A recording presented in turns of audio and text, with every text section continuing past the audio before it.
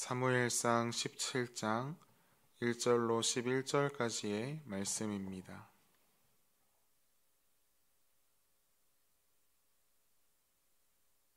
저와 여러분이 한 절씩 교독하겠습니다.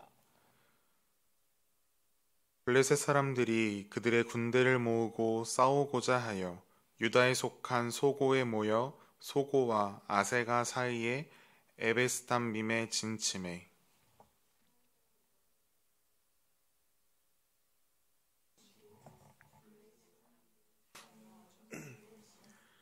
블레셋 사람들은 이쪽 산에 섰고 이스라엘은 저쪽 산에 섰고 그 사이에는 골짜기가 있었더라.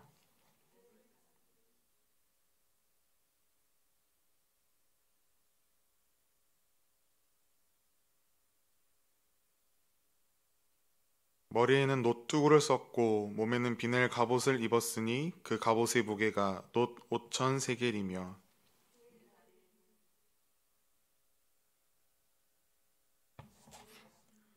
그 창 자루는 배틀채 같고 창날은 철 600세겔이며 방패 든 자가 앞서 행하더라.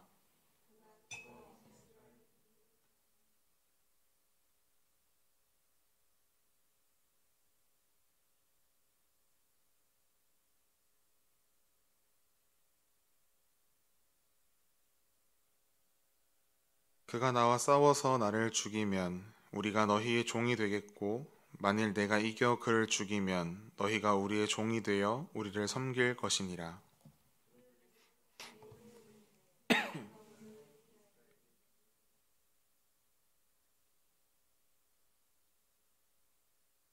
사울과 온 이스라엘이 블레셋 사람의 이 말을 듣고 놀라 크게 두려워하니라. 아멘.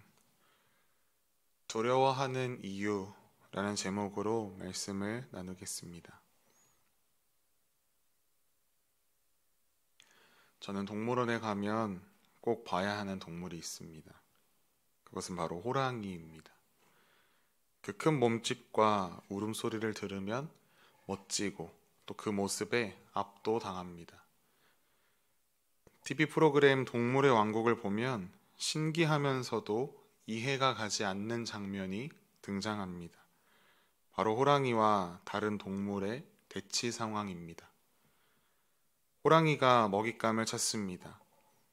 먹잇감이 호랑이를 발견하지 못하고 속수무책으로 당하는 일이 있기도 하지만 먹잇감이 되는 그 대상이 되는 동물과 호랑이가 서로를 발견하고 눈이 마주칠 때가 있습니다. 만약 이 상황 가운데 여러분이 그 먹잇감이라고 한다면 어떻게 반응하시겠습니까? 저라면 먹힐 때 먹히더라도 빨리 호랑이의 눈을 피해 나의 시선을 돌려 한 번쯤은 도망칠 곳을 찾고 도망할 것 같습니다.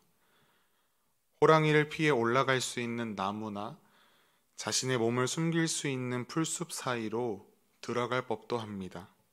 그런데 먹잇감이 되는 동물들은 그 자리에서 옴짝달싹 하지 못합니다. 연구가들을 통해 그 이유가 밝혀졌습니다.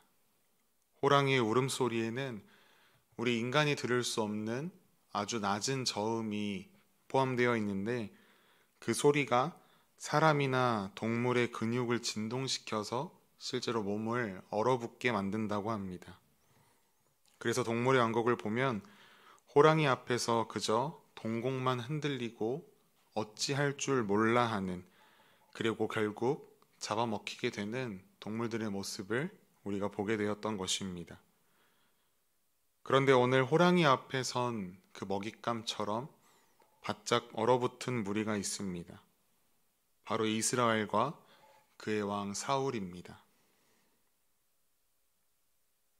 이스라엘과 블레셋이 전쟁을 하기 위해서 서로를 향해 진영을 세웁니다. 당시 전쟁 방식은 서로 진을 치고 각 진영의 대표가 되는 장수가 나와서 1대1로 싸웁니다. 그리고 그 싸움에 이기는 장수의 진영이 승리하는 것이 그 시대 고대 전쟁의 방식이었다고 합니다. 블레셋 진영에서 한 장수가 진영 앞으로 나아옵니다. 그가 이스라엘 군대를 향해 이렇게 외칩니다. 너희가 뭐라고 우리 앞에 나와 진영을 만드느냐? 너희 중에 누구라도 나와 싸워 이긴다면 우리가 너희의 종이 되겠다. 그러나 우리가 이긴다면 너희는 우리의 종이 되어 우리를 섬길 것이다. 뭐 하고 있느냐? 내가 너희를 모욕하고 있다. 어서 나와 나랑 싸우자. 수많은 모욕을 듣습니다. 그런데 이스라엘 백성 중에 그 누구도 나가서 싸울 생각을 하지 않습니다. 인내심을 기르고 있는 중인가 보았더니 그것도 아닙니다. 그들은 그저 호랑이 앞에 서 있는 먹잇감처럼 온몸이 굳어서 떨고 있을 뿐입니다. 이 블레셋 장수의 스펙이 성경에 기록되어 있습니다. 그의 이름은 골리앗, 그 키가 3미터가 넘고 그가 입은 갑옷의 무게만 60kg에 가깝습니다.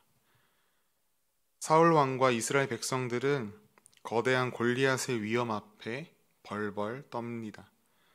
무서웠는지 그들은 자신들이 의지해야 하는 하나님조차 잊은 것 같습니다. 자신들이 진정 두려워하고 바라보아야 하는 대상은 골리앗이 아닌 여호와 하나님인데 그 누구도 그것을 깨닫지 못하고 그저 눈앞에 있는 골리앗에게 자신의 시선과 온 정신을 빼앗겨 버렸습니다. 그러니 그들이 할 수 있는 것이라고는 두려워 벌벌 떠는 것밖에는 없었던 것입니다. 가나안 정복 전쟁을 앞둔 여호수아에게 하나님께서 말씀하셨습니다. 강하고 담대하라. 두려워하지 말며 놀라지 말라. 내가 어디로 가든지 내 하나님 여호와가 너와 함께 하느니라 하시니라. 이스라엘 백성들이 싸워서 쫓아야 했던 그 가나안 백성들, 그들은 너무 크고 강한 존재였습니다. 객관적인 조건을 따져보았을 때에 단 하나도 가나안 사람들보다 이스라엘이 나은 것이 없었습니다. 그러나 그들은 가나안 정복 전쟁에서 승리하였습니다. 그들이 가나안 사람들을 두려워하지 않을 수 있었던 이유가 무엇입니까? 자신들을 출애굽부터 40년 광야 생활 그리고 가나안에 도착하기에 이르기까지 보호하셨던 여호와 하나님을 바라보았기 때문에 그들은 두려워하지 않을 수 있습니다. 아니, 처음에는 그들 또한 두려웠을 수 있습니다. 그러나 그들의 지도자였던 여호수아가 하나님만을 바라보고 백성들에게 희망의 메시지를 선포하자 그들 모두는 하나님을 바라보고 하나님을 의지하게 되었습니다. 오늘 본문에서 이스라엘 백성들의 리더인 사울 왕, 그 한 명이라도 하나님을 바라보고 전적으로 하나님을 의지했더라고 한다면 또한 그가 먼저 하나님을 붙들어 백성들에게 희망의 메시지를 선포하기라도 했다면 3미터의 키를 가진 골리앗은 그들에게 전혀 두려움의 대상이 아니었을 것입니다. 자신들 앞에 펼쳐진 현실을 초월하여 담대하게 그 상황에 맞설 수 있었을 것입니다. 이후에 등장해서 이 전쟁을 순식간에 뒤집어 버리는 그 한 소년을 바라보았을 때 그것은 틀림없습니다. 그러나 그 누구도 구원자 되시는 하나님을 바라보지 못하고 떨기만 합니다. 우리가 세상 속에서 두려워하는 이유가 무엇입니까? 우리의 시선이 골리앗과 같은 현실을 향해 있기 때문이라고 생각합니다. 현실을 바라본다면 당연히 두려울 수밖에 없습니다. 그만큼 우리는 연약하기 때문입니다. 그러나 그런 우리를 강하게 하시는 분이 계십니다. 바로 여호와 하나님이십니다. 성경 속의 시대에서뿐만 아니라 오늘날 우리가 살아가는 현실 속에서도 여전히 유효한 사실이 하나 있다면 그것은 바로 어떠한 어려움이 닥치더라도 하나님을 의지하는 자는 하나님께서 반드시 승리케 하신다라는 것입니다. 내가 이기는 것이 아니라 하나님께서 승리하게 하시는 것입니다. 하나님께서 다 이기신 이 세상 가운데 우리 또한 그 승리의 기쁨을 맛보도록, 누리도록 하십니다. 그렇기에 이제 문제와 현실에 머물러 있는 우리의 시선을 돌려 하나님을 바라보십시다. 여호와 하나님을 믿는 믿음 안에서 강하고 담대하십시오. 하나님께서 우리와 함께 하십니다. 하나님께서 우리를 승리케 하실 것입니다.